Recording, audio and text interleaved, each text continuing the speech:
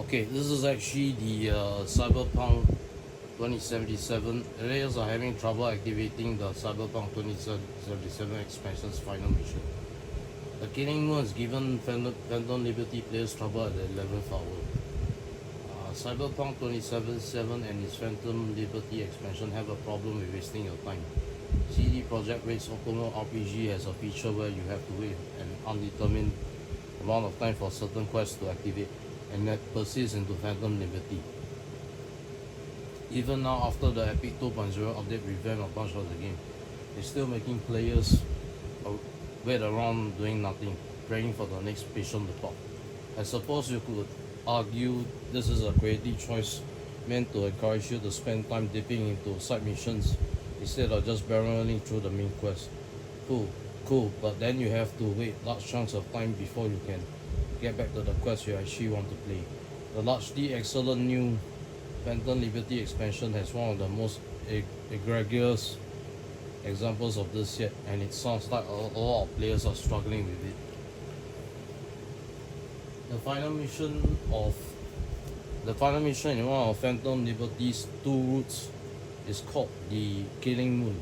Without going into the specifics, some messy shit goes down and you have to wait for a phone call from Songbird, the skilled net runner you meet at the beginning of the expansion. While I was playing Phantom Liberty for review, I noticed that this specific way was probably the longest I experienced in my 3 years of playing Cyberpunk 2077. I killed time by using the in-game wait feature, knocking off side quests and aimlessly sprinting around the map in hopes that she finally hit my line. Eventually I got the quest to proc, but it took days, maybe weeks of in-game time. I discussed this moment with other reviewers who experienced the same trouble, but we couldn't pin down any real thorough line as to what finally got Songbird to make the call. It seemed arbitrary. Now the expansion is out, I was watching video producer and writer Sam Beer stream the expansion on the Twitch channel. It took around 40 minutes to get the quest to activate.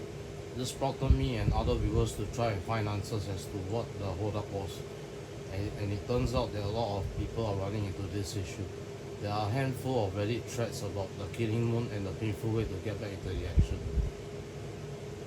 Some Redditors have suggested that you need to complete the quest Run This Town, which you get via a phone call from Mr. Hands, before events will progress, but Greer was able to finally continue the Killing Moon without completing the other quest.